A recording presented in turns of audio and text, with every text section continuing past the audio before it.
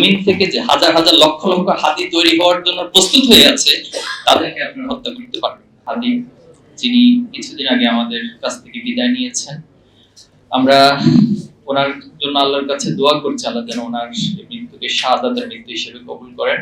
এবং উনি যে স্বপ্ন দেখেছেন বাংলাদেশের এই জমিনে ইনসাফ প্রতিষ্ঠা করা, আধিপত্যবাদ এবং ফ্যাসিবাদ মুক্ত একটি বাংলাদেশ বিনির্মাণ করা, আমরা সকলেই এই প্রজন্ম যারা বেঁচে আছে আমরা ওনার স্বপ্নকে ধারণ করব এবং ওনার এই স্বপ্নকে বাস্তবায়নের জন্য আমরা আপ্রাণ প্রচেষ্টা চালাবো। হাদি ভাইয়ের বিষয়ে আপনারা সকলে অবগত আছেন যে তিনি সবসময় শাহাদাতের মৃত্যু কামনা করেছেন এবং ওনার রিসেন্ট টাইমের অনেকগুলো বক্তব্যে তিনি এই কথাগুলো বলেছেন যে উনি শাহাদাতের মৃত্যু কামনা করেন। এবং মানুষ বেশি দিন বেঁচে থাকার মধ্যে কোনো কল্যাণ নেই, কিন্তু অল্প সময় বেঁচে থেকে সমাজে, রাষ্ট্রে, পৃথিবীতে যে কি ইম্প্যাক্ট তৈরি করা যায় সেটা আমরা শহীদ ওসমান বিন হাদি ভাইয়ের জীবনী থেকে দেখেছি। এত অল্প সময়ে তিনি এত চমৎকার ভাবে বাংলাদেশের প্রত্যেকটা ইস্যুকে এত চমৎকার ভাবে অ্যাড্রেস করেছেন, এটা সমাধান কি হতে পারে সেই স্বপ্নগুলো দেখিয়েছেন।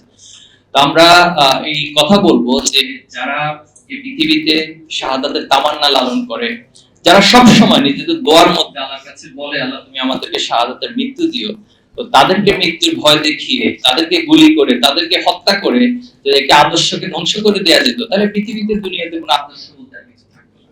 এজন্য আমরা যারা এই কাজগুলো করছেন তাদেরকে হুঁশিয়ারি করতে চাই, আপনারা বোকার স্বর্গে বসবাস করছেন। আপনারা হয়তো হাদি ভাইকে হত্যা করেছেন, কিন্তু জমিন থেকে যে হাজার হাজার লক্ষ লক্ষ হাতি তৈরি হওয়ার জন্য প্রস্তুত হয়ে আছে তাদেরকে আপনারা হত্যা করতে পারবেন। হাদি ভাইয়ের আদর্শকে কখনো আপনারা হত্যা করতে পারবেন না। এবং আমরা কথা দিচ্ছি হাদি ভাইয়ের রক্তের প্রতি আমাদের দায় রয়েছে। এই দায় থেকে ইসলামী ছাত্র শিবির সহ বাংলাদেশের এই নতুন প্রজন্ম যারা বাংলাদেশকে সত্যিকার অর্থে বিশ্বের বুকে মাথা উঁচু করে দাঁড় করাতে চায় এবং আধিপত্যবাদের সকল নতজানু নীতির কাছে যারা কখনো মাথা নত করবে না, সেই প্রজন্ম তৈরি হয়েছে এবং সেই ইনসাফ বাংলাদেশে প্রতিষ্ঠিত হবে ইনশাআল্লাহ। পাশাপাশি আমরা বিচার কার্য নিয়ে যে একটি হেরালিপনা, উদাসীনতা লক্ষ্য করছি, এই বিষয়ে সরকারের প্রতি আহ্বান জানাবো। আপনাদের এই উদাসীনতার মধ্য দিয়ে যদি হাদি ভাইয়ের বিচার কার্য কোনো কারণে বিলম্বিত হয় অথবা ব্যর্থ হয়, তাহলে এর দায় অবশ্যই আপনাদেরকে নিতে হবে, এটা জবাব দিতে হবে।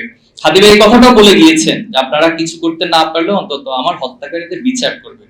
এজন্য হাদি ভাইয়ের প্রতি যদি ন্যূনতম আপনাদের শ্রদ্ধাবোধ থাকে, অথবা প্রধান উপদেষ্টা তিনি জানাজার নামাজে যে বক্তব্য দিয়েছেন হাদি কখনো মরে না, হাদি জীবিত থাকে, কিন্তু দুঃখজনক তিনি বিচারের কথাটা বলেন নাই। কেন বলেন নাই এটা ওনাকে ভবিষ্যতে স্পষ্ট করতে হবে। পাশাপাশি কোন এস্টাবলিশমেন্টের কারণে অথবা কোন ডিপ স্টেটের কারণে আপনারা এই বিচার কার্যকে প্রলম্বিত করছেন, এখনো পর্যন্ত দৃশ্যমান কোন অগ্রগতি করতে পারেন নাই, সেই জবাবগুলো আপনাদেরকে অবশ্যই জাতির কাছে দিতে হবে ইনশাআল্লাহ।